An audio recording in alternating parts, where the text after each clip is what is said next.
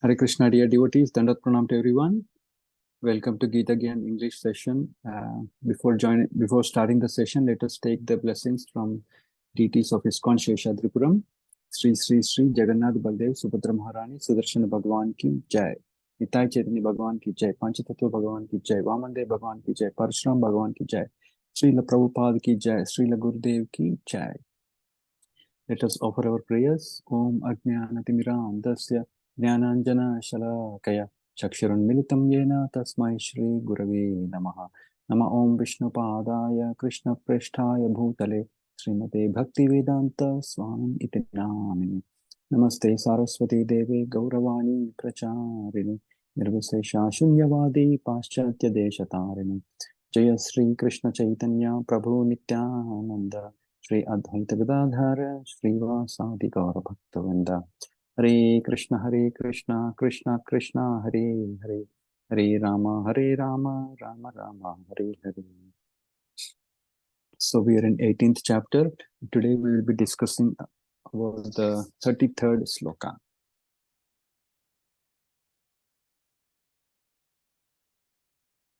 33rd sloka. Dhrityaya Dharayate Mana Pranendriya Kriyaha Yogenya Vyabhicharinya Vritihi Sapartha Satviki. O son of Partha, that determination which is unbreakable, which is sustained with steadfastness by yoga practice, and which thus controls the activities of mind, life, and senses, is determination in the mode of goodness. Thank you, Prabhuji. So, Hare Krishna. We'll just go for a 1-minute recap and then we will discuss about 33rd sloka. So in the past, just in the previous slokas, we discussed about the understanding, like buddhi, understanding about the understanding. Actually, buddhi in 3 modes of material nature: goodness, passion, and ignorance. Now, if we go back little more, in 15th chapter, Lord Krishna taught about himself, right? In the 15th chapter. 16th chapter, he spoke about, okay, you have come to know about me, how to behave and how to stay away from the people who don't behave properly, the do's and don'ts, the divine and the demoniac. He spoke about that. The Lord spoke about that. That means what is good for association, like how can we be in bhakti, how to avoid to be in bhakti, all those things we found out. Next, divisions of faith. So now he spoke about in 17th chapter, spoke about divisions of faith. That means, okay, now you have come to know about me, you found out about the do's and don'ts, now you have got faith on me. Now the question is, now what is the next? Renunciation, right? So it's like if Krishna is holding our hand and taking us from one stage to the other. Slowly he is moving us, he's showing us the path towards bhakti and towards the spiritual world. So now in the 18th chapter, it describes us about how to surrender, right? So this is what we are knowing here. It's actually such a nice way of describing everything in a proper chronological order. Now the Lord is describing how we can reach us in how we can reach him, in a proper manner, right? Without getting lost in our way. That is very important. So, and for example, what is the example for this? Google Maps, right? If we are going to a new location, we don't know where to go. But if we use the Google location properly, Google Maps, then we can reach our destination. Because even if a small error is there, it will lead us to miss our path, right? So that's why. And in this 33rd sloka also, he is telling us the best path to reach our destination, right? And so in the 6th and 8th sloka, if you see, it is said that if we do our prescribed duties and not give up, and we have to do our prescribed duties and we shouldn't give up. But due to attachment or fear of illusion, such renunciation is useless. So that's why he's telling us how to be renounced in this sloka. So that's why we have to, and to do our bhakti properly, it will help us in renunciation. And we need to do what we have to do: continuous unalloyed bhakti. That is what we have to do, right? So for example, people want to be fit, right? They want to be fit, or they want to lose weight, or they want to gain weight. What do they have to do? We have to do exercise, right? Exercise, training. We have to do training daily. If we do it sometimes, will that be beneficial for us? No, we have to do it regularly. For example, if you see, the best example is army, the Jawans. If you stay nearby to the place where all these Jawans stay, like CRPF, etc., etc., especially we have one in Yelanka, uh, they rise very early in the morning and they start doing their exercises, right? They have a rifle, they have their gun in their hands, and it is just to make sure they get used to the weight of the gun, because if they are doing it only by themselves, then tomorrow at the time of war they have to hold so many things, one on the a bag on the back and the gun. All of a sudden they may feel like not so used to, right? So that's why they get trained in the morning, straight away in the morning, to remove all the lethargy. In the same way, we are also told, right? Get up early in the morning, do your sadhana, right? Mangalati, chanting 16 rounds, reading books, listening to Prabhupada lecture, etc., etc., Bhagavatam lecture, Bhagavad Gita lecture, so that we are on the path to come back to Godhead. And for that, what do we need? We need determination, right? So without determination, we cannot move forward in the right path. We will be moving away from our path. So that's why in this shloka, the Lord is talking about the determination, and how that determination should be. First of all, he is telling us, okay, first of all, there is a, and we need to determination which is unbreakable, right? So it should be unbreakable. Now, I was listening to Chaitanya Charan Prabhuji's lecture. He was telling that determination means decoupling action and emotion, right? Because when emotions start, what happens? Action, there will be difference in action, right? We don't do what we are supposed to do. So that's why what determination does is decoupling action and emotion. So determination can be sustained with steadfastness by yoga practice, which will help us to control the activities of mind senses, is determination in mode of goodness. Now here Srila Prabhupada is telling in this purport, yoga is to understand the Supreme Soul. Now, how do we understand the Supreme Soul? He has given us in a wonderful shloka. The Lord himself is telling, Janma karma cha me divyam evam yovet tatvataha tyaktva deham punarjanma naiti mameti so Arjuna. That means my janma, like my birth and my activities are divine, right? They're transcendental. So what do? We learn about them. There is a reason Srila Prabhupada has written such a wonderful book, Krishna conscious, the Supreme Personality of Godhead. So we have to read that book. We'll know, oh, how Krishna did so many wonderful leelas, why he has done it. Once we understand that, we will not come back to Godhead. The Lord is telling us that. Now the question, and the other ways. What are the other ways to learn about the Lord? Listening from pure devotees, right? Tadvidi pranipatena pariprashnena sevaya upadekshanti te jnana jnanina tattvadarshana. They have seen the truth. So we have to learn from them, right? So that is the way of learning about the Lord. Now, how do we know whether they are pure devotees or not? We should we should ask them questions in a humble manner. And slowly we'll connect by the answers, by the way they behave. We'll connect with them, and then when they say about the Lord, that will hit our heart. That is the way of learning from pure devotees, right? We have to do nice seva to them and ask questions in a humble manner, and they will reveal the truth to us. Now, to steadily fix in the Supreme Soul with determination. So what that means here in this sloka, it is telling that steadily fix in the Supreme Soul with determination. Supreme Soul means how? What do we do? Take a photo. See, we have a photo in the background. So we keep looking at the photo. No. In this Kali Yuga, it doesn't happen like that. Meditate on the form. No, because the mind is very chanchalam, right? So that's why it's very restless. So we can't meditate on the form of the Lord. So that's why we are given a solution. What is that solution in this Kali Yuga? Hare Krishna Mahamantra. Harer Nama, Harer Nama, Harer Nama eva kevalam. Kalau nasti eva, nasti eva, nasti eva, gatiranyata. 3 times the Lord is telling us, nasti eva, not possible. In this Kali Yuga, this is the only way, this is the only way, this is the only way, right? And it is also said, Kali Kale Namarope Krishna Avatar. So in this Kali, in this age of Kali, Krishna, the name of the Lord has taken the Rupa of Krishna Avatara. So there is no difference between the name of the Lord and the Lord himself. So, and there is no alternative to the holy name. He's not telling once, but he's telling 3 times. So that's why. And he's telling Nama Baita Haya Sarva Jagat Nishtara. That means this is the only name.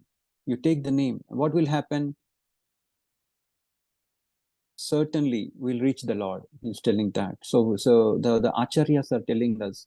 And avyabhicharinya. Here in the sloka there is a word called avyabhicharinya. That means it's very significant. Who are engaged in KC are never deviated by other activity. Like for example, if you see a person is there, he want to go from one end to the other, right? One edge of the water to the other edge.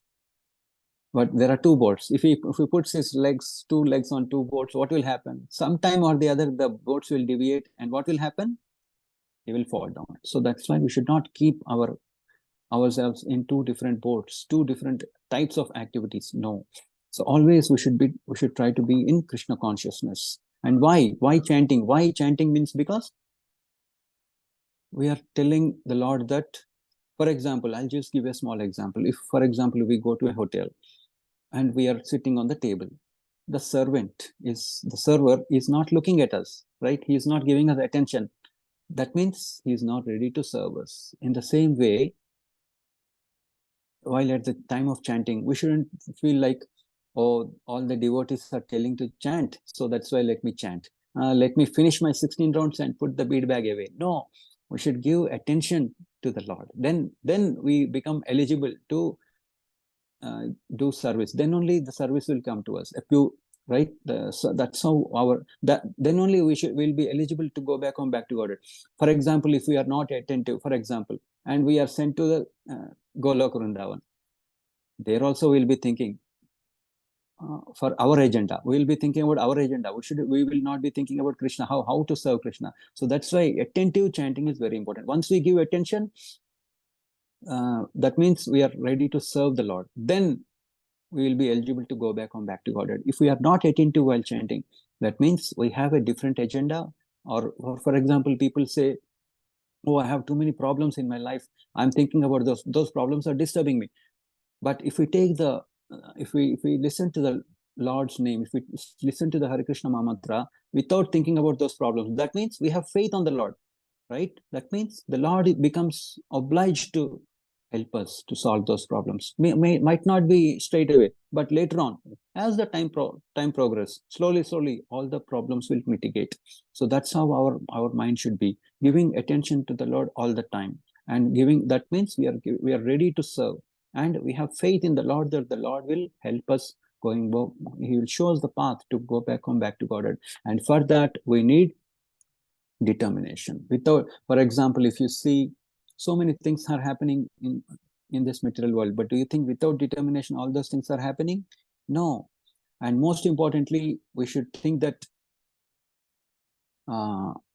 this material world is very nice. We should not think that this material world is very nice. We should think that we're in a prison house. A person who is in prison house, he want to go out of the prison house.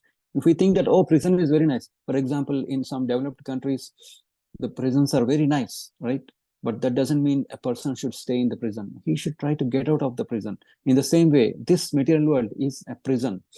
So we should always try to get out of this prison, not to stay in this house, make it comfortable. First, the bathrooms are outside, they came inside. Everything, right? The kitchen was outside, the kitchen came inside. Because of the smoke, we have added chimney. So many things, so many adjustments we have done, right? Because of security, we have added doors. If it becomes hot, we have added AC. So many, we have made nice arrangements. Uncertainty was there, we made it certain. But we have to be determined to understand that this is a prison house. We have to try to get out of we can use those facilities to serve the Lord. Somehow or the other, we have to serve the Lord, but not to stay in this prison house permanently. No, because this human body has been given to us, and we have to utilize it very nicely. Otherwise, we will again we will be given another body, which will be of 84 lakh species. Again, one after the other, one body after the other, one body after the other. Like, for example, aquatics, birds, insects, trees. See, so instead of this human body, we have to utilize properly. If we don't utilize, for example, if we give a chocolate to a kid, and he is throwing the chocolate, he's opening the wrapper and he is throwing the chocolate away, and he's keeping the wrapper in a nice manner. He's folding it and putting it in the pocket. The person doesn't understand. Oh, this kid doesn't understand. Let me give another chocolate. So if he keeps giving like that and he's throwing away the chocolate, but he's keeping the wrapper, third time, fourth time, he will stop giving chocolate. Oh, this person doesn't know the importance of chocolate, and he will not give the chocolate, right? In the same manner, we should understand the importance of this human body. We should understand that this is the prison house. We should always be determined to going back home, back to Godhead. And how we can do that? Only by the sadhu sangha, right? We can't do everything by ourselves. Sadhu sangha is very important. That's why coming to the temple regularly, to understand, oh, how they are doing bhakti, how we can learn from them, right? Pure devotees are there, how we can learn from them. So we'll learn all those things when we have sadhu sangha. Otherwise, it's not possible. And Lord also says, see me in everything, see everything in me, right? So how to be Krishna consciousness in general? We should understand the air that we are breathing is coming from Krishna. The water, the moment we get up in the morning, we don't, I mean, especially even in the night, we are sleeping, but we are still breathing Krishna's air, right? The moment we get up, what do? Okay, we take the blessings of the Lord, and then we brush our teeth, we take bath, etc., etc. So many things. But what are we using? We are using water. Without water, can we clean ourselves? No. That means we are dependent. We are not independent ever. We cannot be independent. We cannot enjoy independent of the Lord. We are always dependent. Again, okay, after all the sadhana, etc., what will happen? The first thing is we feel hungry. We need to eat. And for example, if you see a tiger, it can eat if it fills its belly properly for 1 week. I think it doesn't have to eat. It can just rest in the shade. It can live happily. But for us human beings, minimum 2 to 3 times we have to eat. Otherwise, mind doesn't work. That means Krishna is telling he has deliberately made us dependent, right? But if we think that, oh, I'm not dependent, I'm independent, then Krishna will give us a nice body, another body, a tiger body, a crocodile body. Crocodile and a bear, polar bear, they can stay in hibernation for 6 months. So if we don't understand the importance of being dependent on the Lord, we'll get another body, nice body. It will be arranged very nicely, right?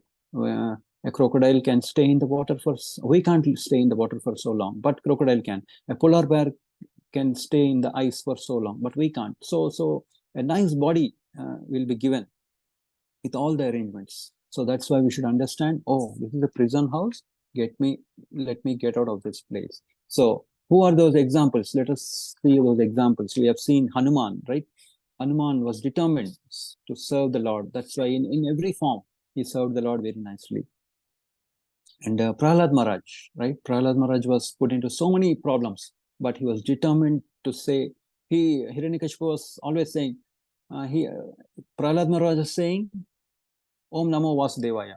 But Prahlad Maharaj, but his father, Hiranyakashipu was saying, chant my name.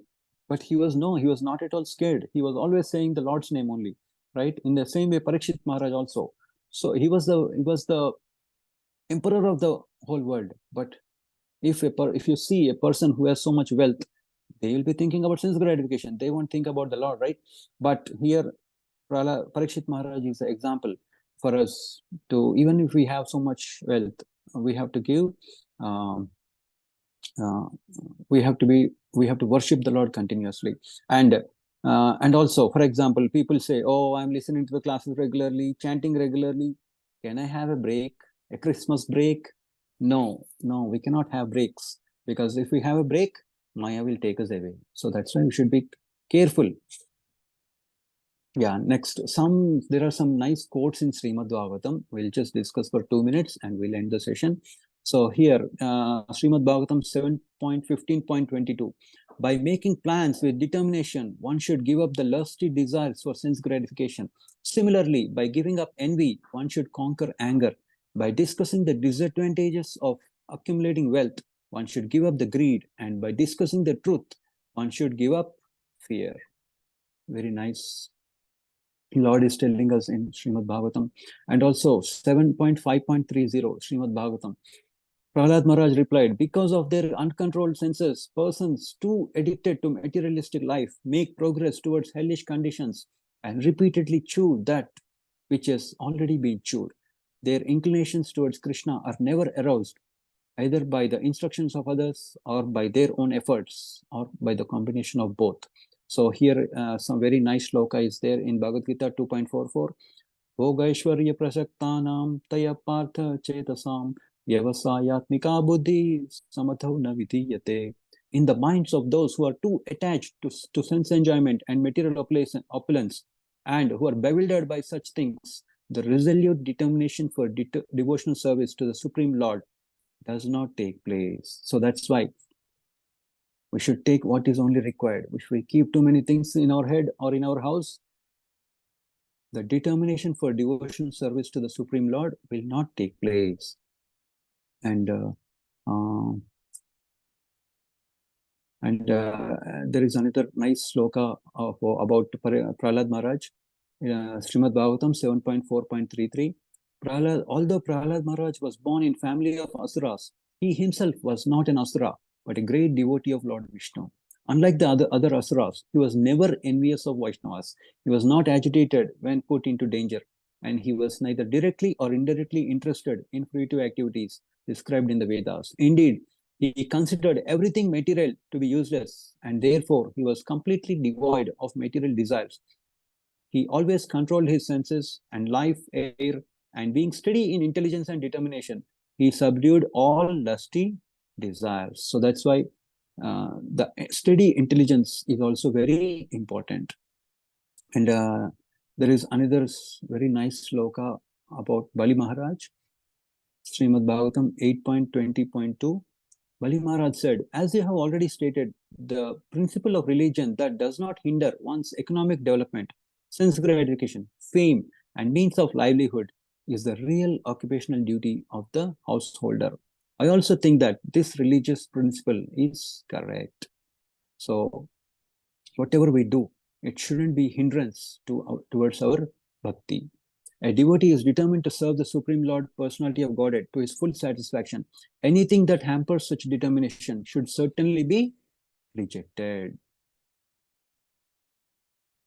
And the last sloka, dear devotees, Srimad Bhagavatam 10.10.41. When one is face to face with the sun, there is no longer darkness for one's eyes. Similarly, when one is face to face with a sadhu, a devotee who is fully determined and surrendered to the Supreme Personality of Godhead, one will no longer be subject to material bondage. So that's why sadhu sangha, sarva shastra koy, lavamatra sadhu sangha, sarva siddhi hoy.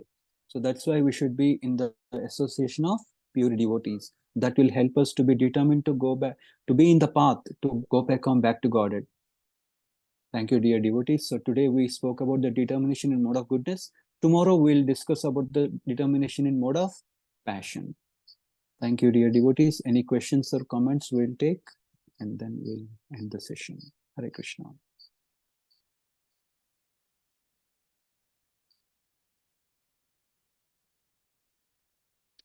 Hare Krishna, dear devotees. Dandat pranam to everyone. Hare Krishna, Prabhuji, Dandat Pranam. Hare Thank you very much. Hare Krishna. Prabhuji, Hare Krishna, Dandat Pranam. Hare Krishna. Hare Krishna, Prabhuji, Dandat Pranam. Dandat pranam. Thank you, dear devotees. Thank you, Sri Hari Prabhu. Hare Krishna. Thank you, Prabhu. Hare Krishna. Hare Krishna.